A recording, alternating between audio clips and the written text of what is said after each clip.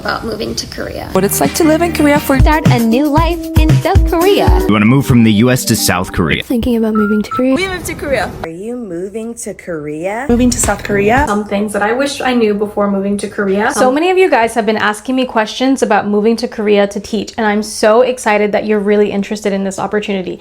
So I'm here today to give you a full non-gatekeeping guide. I'm talking interview process, the work-life balance, everything. I am here to tell you everything and guide you through the process because no one was there for me. So I'm here for you. Buckle up, take a seat, grab your notepads, grab your drinky poo, and let's get into the video.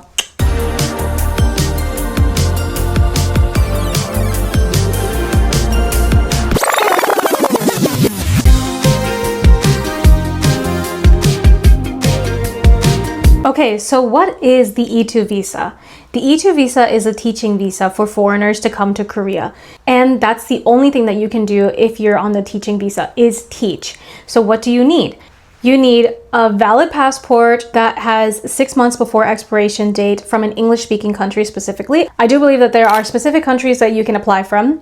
And you also need a bachelor's degree or higher. If you have higher, like a master's degree or a PhD even, you can ask for more money.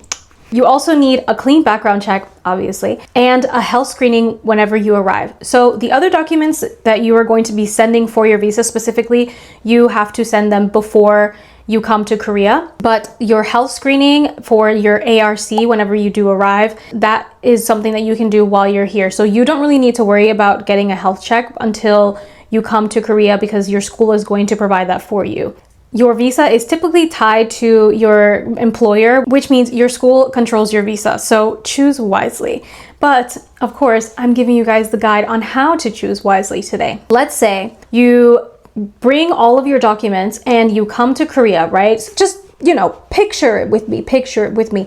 You're walking in, you're smelling Korean air, you're listening to K-pop, everything is good, the sun is shining brightly, and then you go to work the next day.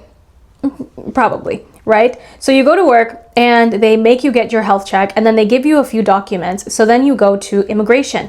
When you're at immigration, you're applying for an actual ARC, which is an alien registration card, which the T is, y'all, if you have an alien registration card, whenever you're flying out of the country and coming back, you can go through the Korean line. Do you know, like, when you are in the airport and there's like a foreigner line and then there's a national person line, you can go through the Korean line because you technically have a Korean passport, which is actually like a super big flex.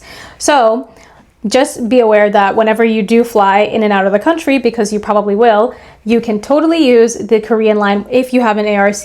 Of course, if you don't have them, the foreigner line. But yeah, just put that in your mind. After you get your ARC, it's really important for you to get a Korean phone number, to get a bank account. I use Hana and Shinhan. I have a friend who uses Woori. I have another friend who uses Nonghyop. It's honestly like there are so many, but I really recommend Hana because I really love my Hana card. You can use your bank card as a transportation card, which is great. I do believe that Woori has that option now, but not, I don't know, it depends. However, I didn't have to ask for that in Hana. They just gave it to me. So then you can scan your credit card or your debit card instead of using a bus card, which is great. And it's just super convenient. So I recommend Hana. I really like it. I think it's really convenient. Everything's great. And yeah, so you're going to do all of that. And then whenever you have your Korean phone number and your Korean bank account, you can start booking concert tickets through Naver. You can get food delivery through Coupang and stuff like that. So you're going to slowly kind of get used to things. But I mean, the life admin from the ARC to even downloading apps in Korean, it's going to take a really long time. It's going to take a few months. For me, it took 3 months just to get everything in order. It was super inconvenient. It was really overwhelming, but you've got this, right? So after life admin, your life is just so easy.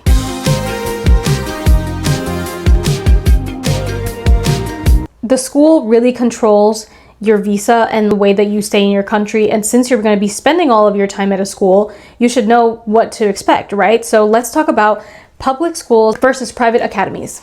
When it comes to public schools, I don't have experience personally working at a public school. I've worked at 2 Hagwons now, but I do have friends who have worked with the public school programs. So if you're going to go through a public school, you have to go through EPIK, E-P-I-K.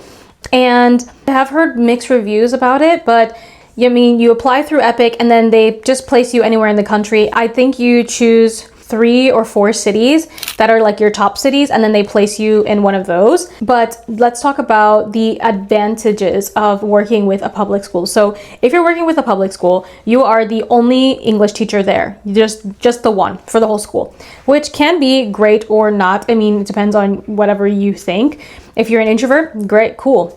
But if you're an extrovert and you kind of need other people to support you and to like chat with you, it's highly unlikely, because Korean people, they kind of do small talk, but like not really. That is something to consider. But then if you're going to a public school, you should expect shorter hours. They work from like 8 to 4, and they also have more vacation time. So they have, I believe, a month in summer and a month in the winter, which is great. And they also have less micromanagement. So the school will offer you the curriculum and the books, but for the most part, you're in charge of the way that you teach your lesson. You kind of figure it out based on the students that you have. Really just consider all of these pros and cons. Like if there are any deal breakers and anything that I said when it comes to a public school, then maybe you're better for a private Hagwon.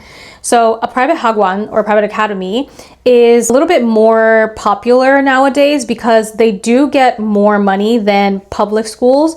So the average for a teacher in teaching in Korea as of now is 2.3 million won a month to 2.7 million won. However, you can ask for more money in the interview, which we will get into later.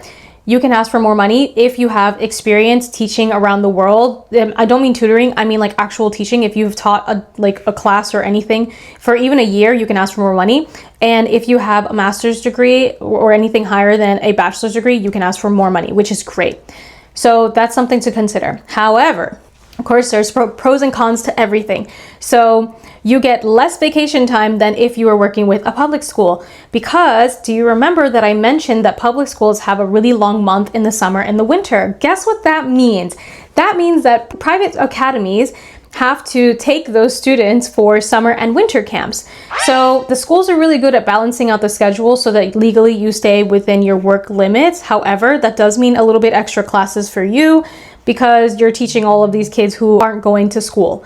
So that is something to consider. And for hours, usually Hagwons work depending on the age range. So in the morning, let's say from 9 to 5:30 or 8:30 to 4:30, you can expect to be working with young children from, let's say, 4 to 9 years old. You can also choose, if this is based more on your lifestyle, you can choose classes later in the evening. So let's say 1 to 9 or 2 to 8. It really depends where you go.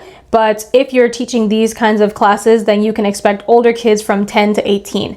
So really think about the age range that you want to teach and the hours that you want to teach. I have friends who teach in both hour ranges and they really actually like it. They love it. So really think about it for yourself and whatever you think is better for you. Those are some pros and cons when it comes to the private academy. However, I do want to mention as well that there are more teachers whenever it comes to working with a private academy, and your schedule is very, very different. So rather than teaching the same subject every single class or the same lesson every single class like you would in a public school, you have a homeroom, which you have, let's say, either you have them for the whole day and then you have like extra classes with different children in the afternoon, or you have them in the morning and then you have lunch, and then after lunch pop around to different classes, and it's kind of just like wearing a bunch of different hats. And the school will be explicit with you when it comes to the interview. Like in the interview, they will explain to you what your schedule will look like, but you do need to consider that as well, because there are, like, the private academy is focused on English, like only on English. So they're gonna have 5 to even 9 teachers, and then you guys are all just gonna pop around basically. So it does mean that you have opportunity to make more friends. Like I made all of my friends through my jobs, and you can still be exhausted because it's kind of hard to just pop around and teach different subjects. Imagine you're teaching 6-year-old for 3 hours in the morning, and then in the afternoon you have to teach 4 years old, and then 5 years old, and then 7 years old, and then 9 years old. Like it's really difficult to kind of just switch around like that, but it's doable. It's totally doable. Neither is better. It's just, choosing whatever is best for your lifestyle. Like, what do you think are your deal breakers that you heard from each one? And honestly, make a pros and cons list if you don't know. I think that's like the best advice that I could give you, is make a pros and cons list, figure out what exactly it is that you want, and then decide which kind of school will be better for you.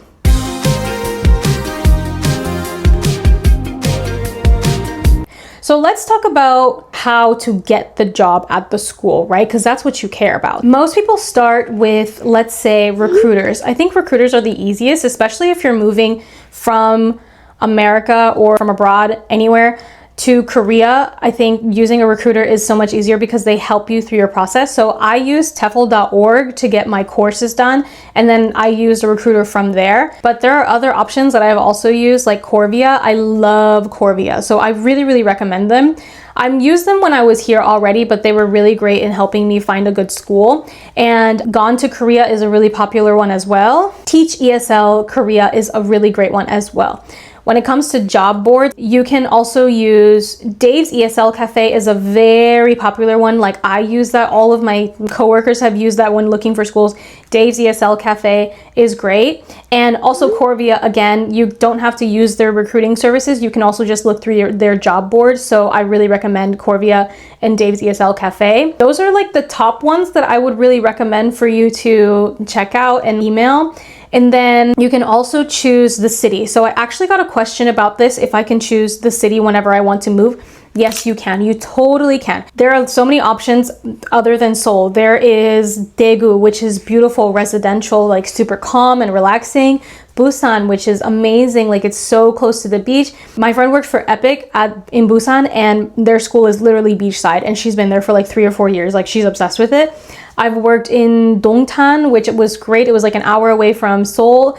I've met girls from like really small towns who come to Seoul like all the time. I recommend Songdo. I love Songdo. Before I go onto a different like tangent, because I love Songdo so much, I really think it's like one of the best places in the world. Honestly, love it.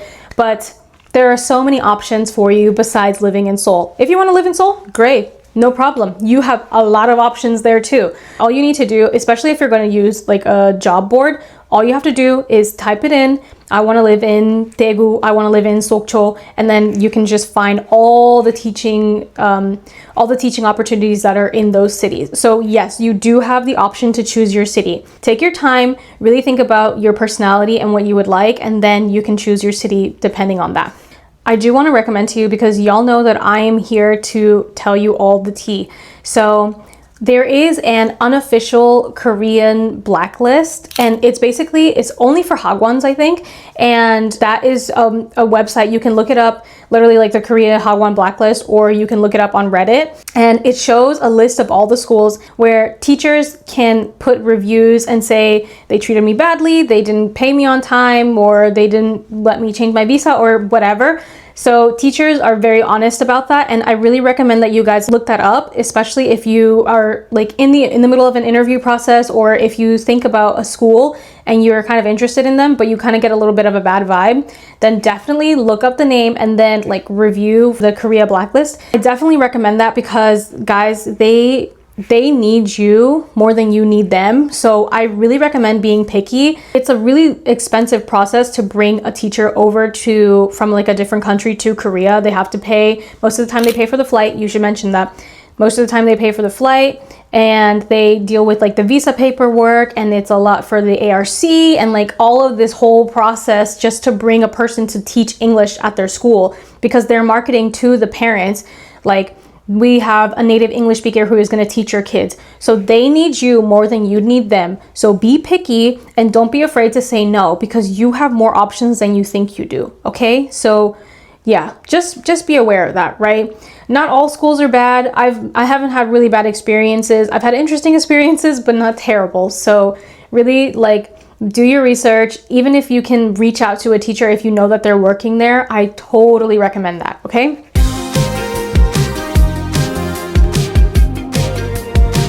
So the interview process is actually like really, really short, honestly, because I've gone through 2 interviews now, and both times they were very, very short interviews. Like, I want to say 10 minutes max. So basically I looked it up. I looked up ESL teaching questions, and I just like looked through all of those questions before my interview, like, where are you from? Tell me about yourself. What's your teaching style? Why do you want to come to Korea? All of that jazz. There are so many different types of questions like that, and they're fairly generic, I think. Like, as long as you're honest and you give the right answer, then you will be fine. But both of my bosses really asked me very similar questions. I kind of wasn't nervous at all for the interviews that we had because it was honestly low-key easy. So, I mean, if you have like experience, you're clean, and you're a good person, then I'm sure you're gonna be fine in the interview. But again, I did take like 10 minutes, and I heard back the next day or like a few days later. I think my first job, she was literally at the end of the interview was like, okay, well, I look forward to working with you. And I was like, oh, I'm going to Korea, oh my God. So yeah, but I did make the mistake for my first job of not doing any research. I just kind of showed up, and then like I didn't know what to expect. So I do recommend doing research, reaching out to teachers and stuff like that before you do that. Oh, it's so important, y'all, because at the end of the interview, they're gonna ask you every single time, they're gonna ask you how much money you want. Now, like I said, you can ask for more money if you have more experience or if you have like higher education than a BA. However, you can just ask for more money in general too. You know what I mean? Like, I would always say to go up a notch or two than what you want, because Koreans are going to negotiate no matter what. They've always negotiated. So I always say like, let's say if I want 2.7 million won, I'm always going to say 2.9, because then they're going to be like, then we can offer you 2.7 every single time. Y'all, every single time. Look at me. Every time. So ask for more money than you want, because they're definitely going to try to lowball you, and then you'll just hit it right there, right even. Okay. Also, they pay for your housing. Like, they have housing for this, like for the school, for the teachers. They literally have like apartments that they rent out themselves, and then you can just move in. But if you want to find your own apartment as well, like if you have a partner or if you have a pet or whatever, if you want to have your own apartment, then they actually offer a stipend. Usually it depends on the rent of like where the city is, but usually it's like around 500,000 won, and then they'll put it in your paycheck, and then you can just like pay it yourself however you want to do the rent. So that is something that you should consider as well, because if you're going to ask for 2.9 million, then you can also say, well, I want to do like 3.2, including the housing, whatever, you know? So really consider it, but always negotiate, because they're going to negotiate too.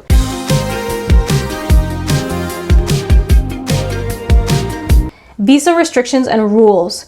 All right, so these are very simple rules, but very strict. All right, so you cannot do tutoring outside of your school, like private tutoring, out. You cannot do that. And you cannot teach at another school, obviously. So the school that is your sponsor for your visa, they are basically in charge of you. They practically own you. So you are not allowed to do any extra work outside of that. If you get caught, like, you could literally lose your visa. That's basically your only restriction, is like you cannot work outside of the school. But of course, like whenever you do get your ARC, you're going to register your address, your phone number, your bank, all that stuff. And like, yeah, it's a really long process. Like I said, it's going to take a few months, but you got this. You absolutely have a checklist, like figure it out. And like, just stay on top of things. Don't get too lazy, because then it's going to get really overwhelming. The process can be overwhelming, but again, just remember, just take a deep breath, because you're here, you're in Korea, you're amazing, and you can do this.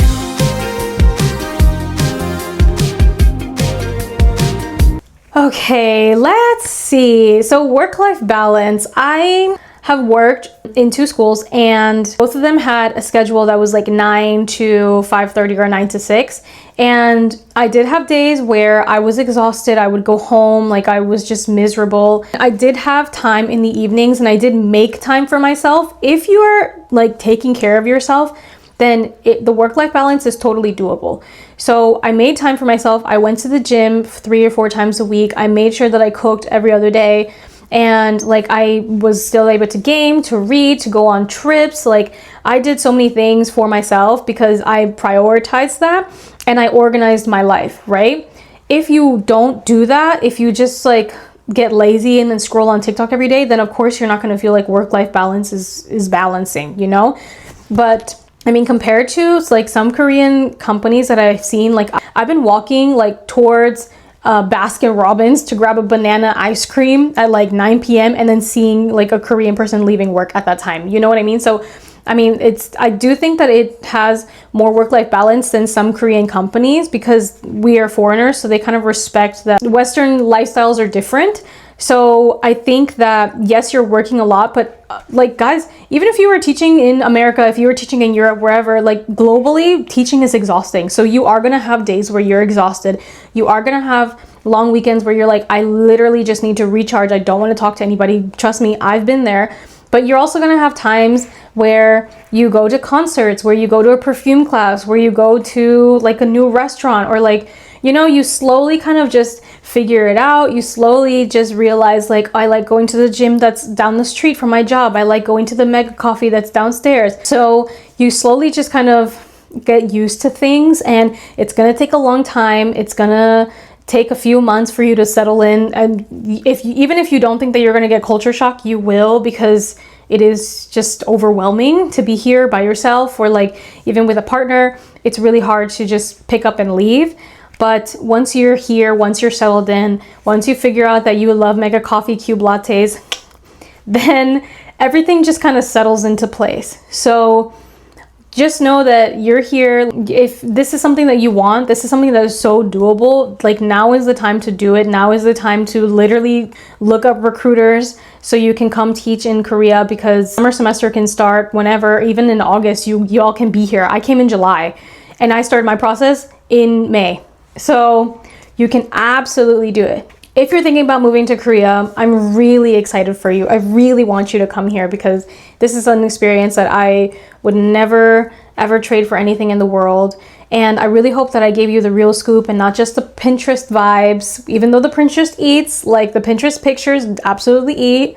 But I really hope that I gave you like a complete guide like I promised. I would love if you guys dropped any questions about the process, or any questions that you have about living in Korea in general. Drop them below in the comments. Don't forget to like and subscribe. And honestly, thank you so much for watching this video. I love you so much. And actually tell me, would you rather work at a public school or a Hagwon? I'm really interested in knowing what you would think about these two kinds of schools that you can work in. So guys, thanks for watching, and see you later this week. 안녕.